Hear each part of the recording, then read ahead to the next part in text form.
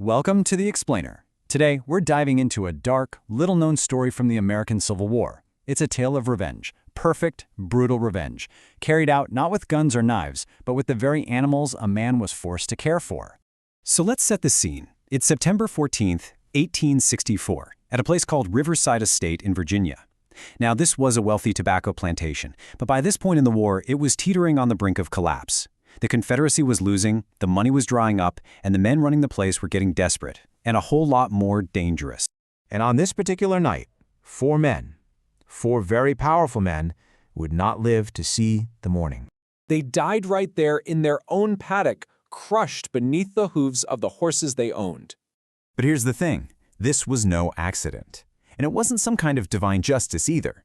This was revenge, planned so perfectly, so meticulously, that no one even dared to speak the truth. Okay, so let's dig into this. What really happened? The county coroner came in, took one look, and quickly ruled the whole thing a tragic accident. But, the moment you start looking at the details, that official story just completely falls apart. The official story was simple, right? The horses just randomly panicked. A freak accident. But come on, think about it for a second. We're talking about four separate victims, not a single cluster. And these weren't novices. These guys were lifelong horsemen.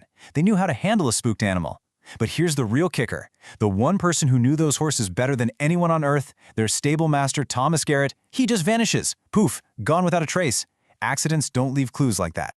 So, to really get why this happened, you have to understand who these victims were. These four men, they held absolute power at Riverside. They even had a name for themselves, the Riverside Council.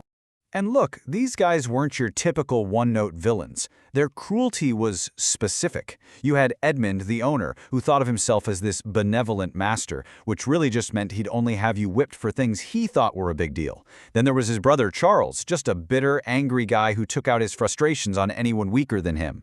Marcus Whitfield, the business partner, he was all about the bottom line. He saw human beings as numbers on a spreadsheet. And then you have Daniel Cross, the overseer. This guy was a master of psychological torture, using systematic, unpredictable violence just to break people's spirits. And caught in the middle of all of this was one man, Thomas Garrett. He was the estate's brilliant stable master, but he was also enslaved. For 15 long years, he cared for the horses, serving these men who didn't even see him as a human being. And this right here, this gets to the absolute heart of the conflict. For the masters, these horses were just property, an asset, an investment, livestock.